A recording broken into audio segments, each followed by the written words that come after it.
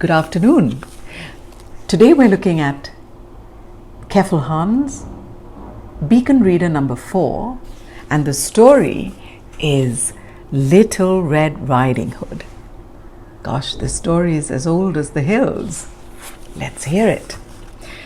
Once upon a time, there lived a dear little girl.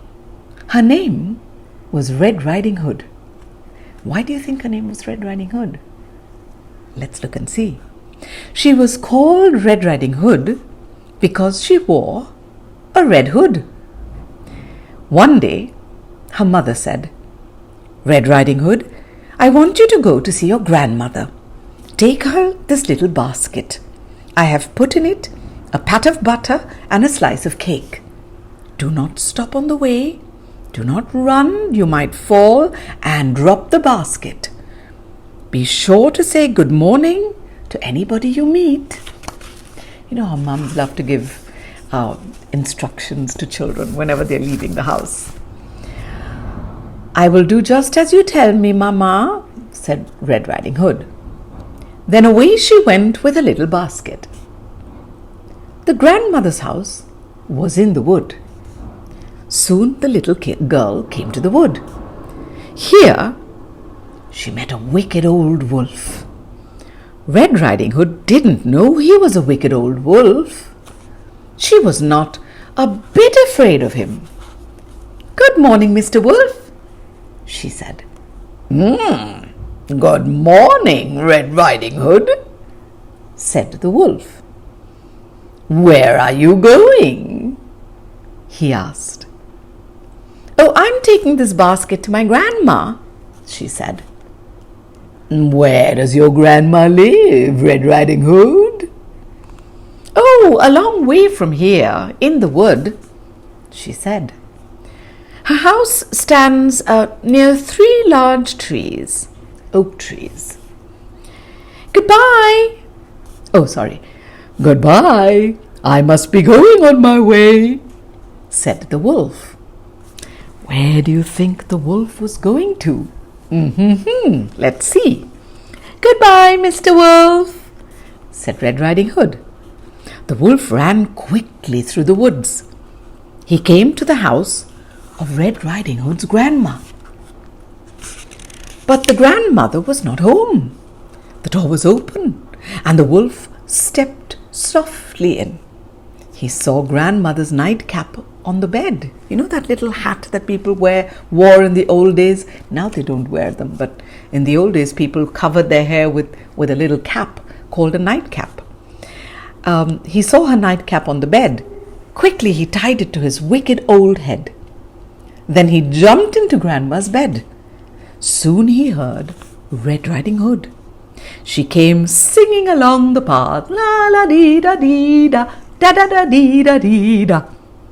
Red Riding Hood rapped at the door.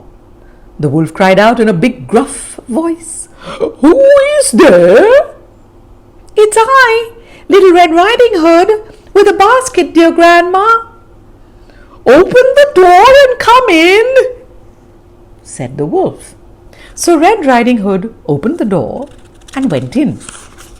She did not know it was the wolf under the clothes. The wicked wolf had pulled the nightcap down over his face. "Oh, grandmother, what great big ears you have!" "Ooh, all the better to hear you with," cried the wolf. "And what great big eyes you have, grandma!" "Ooh, all the better to see you with, my dear," said the wolf. "And grandmother, what great big hands you have!" "All the better to hold you with, my dear." Then Red Riding Hood began to feel afraid. "Oh, grandmother, what great big teeth you have!" "All the better to eat you with," cried the wolf, and he jumped out of bed and ran for the little girl. Just then, a woodman with an axe was passing the house. He heard Red Riding Hood crying. He ran quickly into the bedroom. With one blow of his axe, he killed the wicked wolf. When the grandmother came home, she was full of joy. Her dear Red Riding Hood was safe and well. Wow, that's different from what I've heard before, but I think this one's better, isn't it? So tell me something. Why do you think the wolf went to Grandma's house? What did he want? Did he want to eat some cake from her basket? What do you think wolves eat? What do dogs eat? Are wolves and dogs similar? All right. What else can we think about? Oh yeah. What do you think Grandma would have thought when she came home after she was happy to see Red Riding Hood alive and have probably heard the whole story from the woodcutter? Do you think there must have been a lot of mess around? I mean, the woodcutter did chop the wolf with an axe. Goodness gracious me. I wonder what sort of mess there was in that house. Do you think Grandma will ever wear that nightcap again? What do you think she did with all her bedding? Like, I would have sent it to the laundry for laundering. Oh my gosh, can you imagine?